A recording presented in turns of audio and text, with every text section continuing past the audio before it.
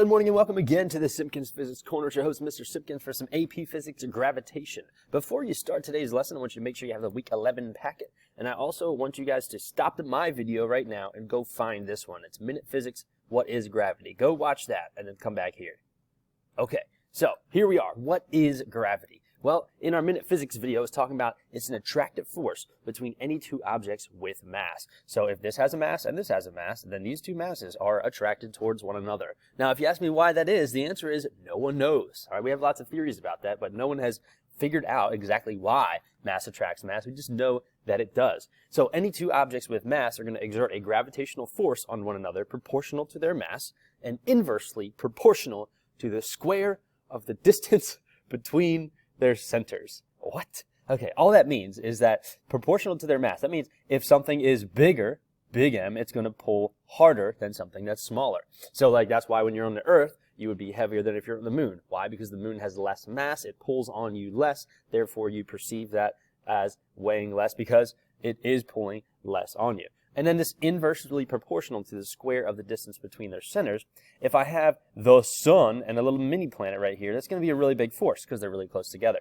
But if I have a really huge planet out here like Jupiter, all right, the mass is going to be involved. But the farther away from something you get, the force of gravity from that something drops off really fast. So you actually can see this on a micro scale. If you are on the Earth and you climb to the top of Mount Everest and step on a scale, you might be exhausted. Maybe that's why you weigh a little less. But if you went to the bottom of Death Valley in California and stepped on a scale, you would actually perceive, or you'd actually weigh a different amount because you are further from the center of mass of the Earth.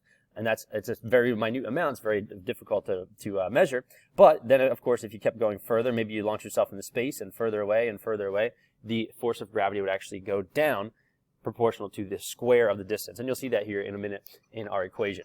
Now, it only applies to point particles and perfect spheres. Fortunately, because of gravity, all of our planets are spherical. Think about that. There's no rectangular prism-shaped planets. Pretty cool, huh?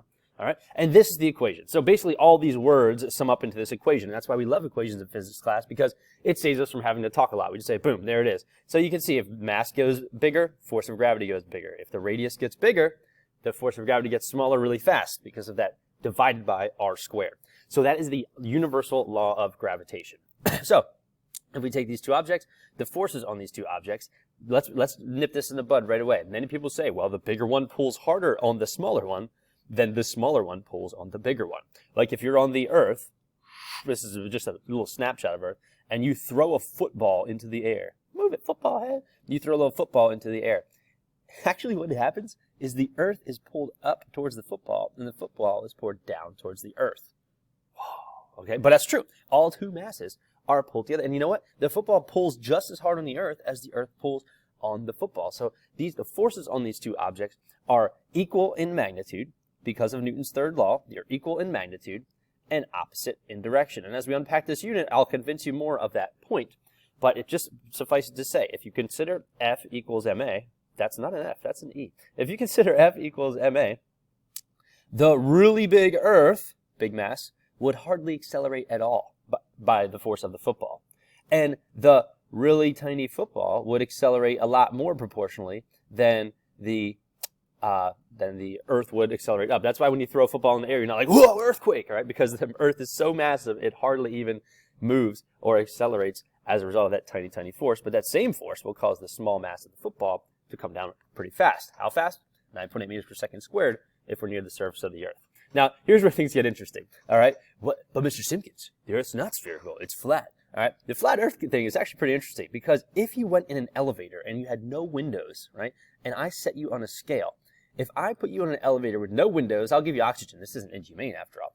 And I shot a rocket at the bottom of that elevator and you continually accelerated through space at a rate of 9.8 meters per second squared. And then I called you and I said, hey, how are things? You'd be like, oh, they're great. When are you going to launch me? See, if you were in a elevator with no windows accelerating at 9.8 meters per second squared through space, you would feel like you were standing on the Earth. And so the crazy thing about this flat Earth thing is if the Earth were a giant flat disk accelerating at a rate of 9.8 meters per second squared through the universe, then you would feel the same attraction to that surface that you do to our spherical Earth. So just a little fun little side tangent because I hear about this stuff all the time. All right, so let's talk about the origins of this idea. This is Newton's law of gravitation, and we've all heard the story of Newton and the apple. But you may not have heard the real version. There is no real version, by the way, but here's my version. All right, is Newton sitting there in the evening, looking up at the stars. You know those evenings where you can just begin to see the moon? You know, sometimes it's actually pretty bright, even before the sun goes down. So he's looking up at the moon, and Newton's like, I wonder what holds the moon around the Earth. And as he's pondering this deep question, boom, takes a huge apple straight to the face, knocked out cold. All right, so then he wakes up and he's like, and he's all delirious, right? Because he's just got a concussion, so he's mildly concussed. He wakes up and he feels his head. There's a big bump, and he picks up this monster apple and he looks up at the moon and he's like, "The moon is the apple." Now, you could say that Newton is in a concussion-induced state of delirium. But he actually was trying to unify the rules that work here on the surface of the Earth and the rules that work in the heavens or in the celestial sphere. The moon is the apple. You thought it was made of cheese. It's actually made of apple. Another delightful appetizer. Well, Mr. Simpkins is starting to lose his mind here, apparently. No, not so much. See, this is actually a replica of a sketch that was found in Newton's notebook or his journal. And when Newton was like, maybe the moon is the apple, what he was thinking about is, what if I took this apple, because it after all just gave him a concussion, he's really pissed at this apple, right? And he's like, throws it in a rage, in a fury. Let's say we throw the apple really hard. Well, we know the apple would follow a projectile type path. But then he started to think, what if I throw the apple even harder? And I'm so mad at this apple, I'm going to climb to the highest mountain I can find, and I'm going to throw this apple really hard. Now you can see the apple is still following our projectile path that we would expect. But then he continued to think, and he's like, well, wait a minute. What if I throw it harder still and harder still? Do you see what's about to happen? And he put this all together in his head. He didn't have a fancy simulation to help him picture this. All of these, he's like, yes, the force of gravity pulls the apple down back to the surface of the Earth. How does this relate to what happens with the moon? Well, if I could throw this apple with a hard enough speed, or if I could launch this apple with a large enough velocity like that, you know, Newton can throw 7,500 meters per second. But look at what happens.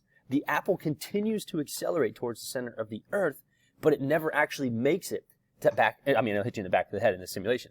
But the apple, as it goes around, it's doing circular motion. So therefore, there's a centripetal force. What is the centripetal force? It's gravity. And so that force of gravity continually accelerates the apple back towards the center of the Earth, but it never actually comes back down. Why? Because it was going fast enough. So if it goes fast, if I throw this fast enough, its inertia is carrying it away from the Earth. At the same time, the force of gravity is actually pulling it back towards the center.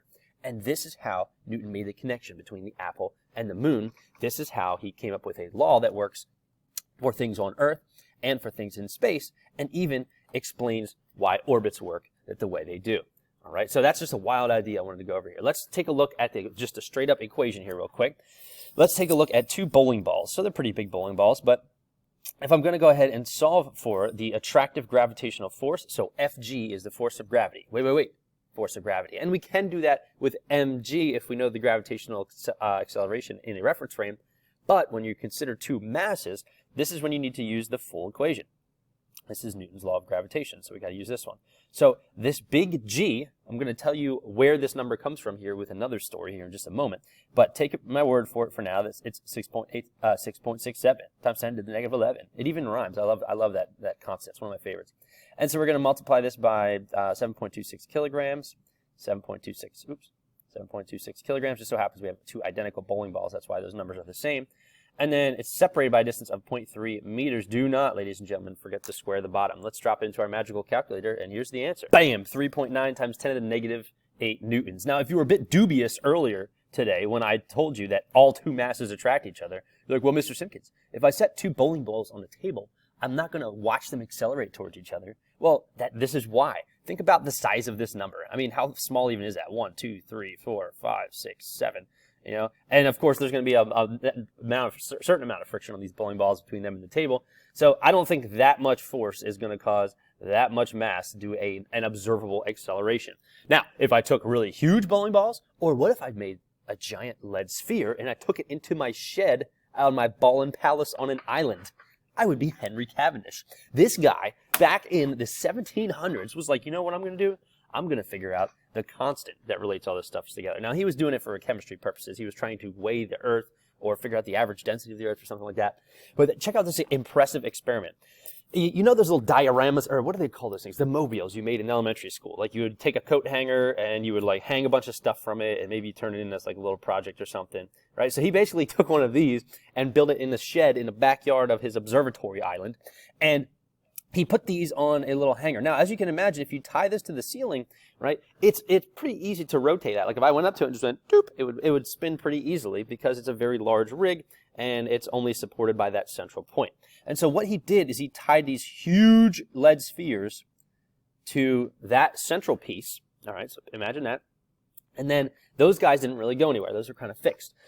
But then he got these two tiny little lead spheres and he tied them to a separate torsion balance on the inner part of that. Now, this wasn't in the time of lasers, so this dude got like some candles and a little lens and like focused the candlelight onto a mirror that was affixed onto this rig that would then project the light onto the wall. Okay, so this guy is getting crazy here now.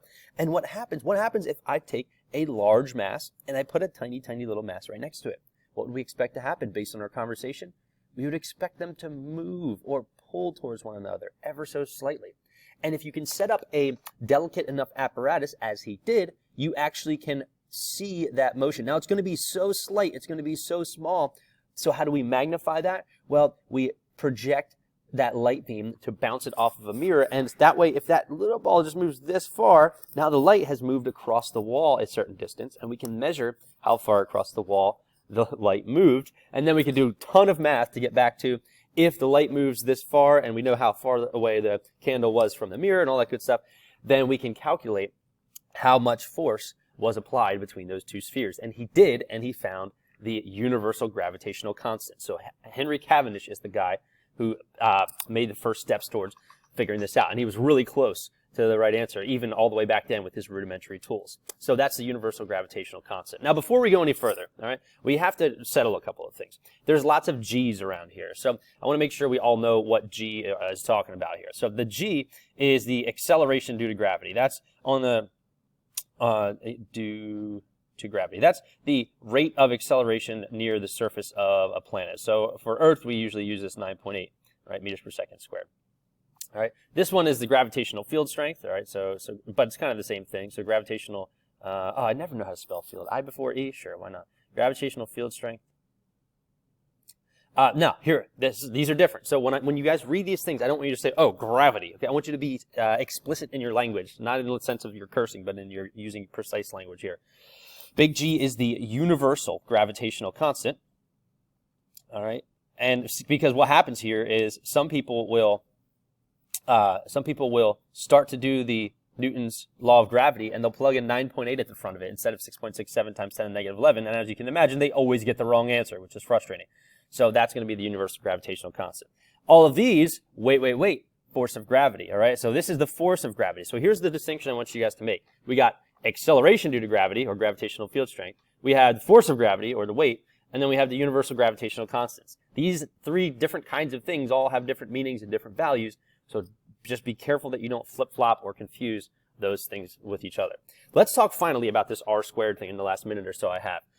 Gravity drops off with distance, and it does so because of the way that the equation works, because of the force of gravity equation, the way it's set up. All right, so because the force of gravity is proportional to, mass, but it's inversely proportional to r squared, here's what happens. Let's say I have an initial planet, like some sun that I'm orbiting around, and then I have a planet here, some distance 1. Well, the force would be, this is kind of like our baseline force. Well, think about mathematically what would happen if I doubled the r on the bottom. If I double the r on the bottom of that universal gravitational equation, that's 2 squared, or a factor of divided by 4. So watch this. If I take this distance and then I double that distance, the force drops by a factor of 4. If I triple the distance, it drops by a factor of 9, because 3 squared is going to be equal to 9.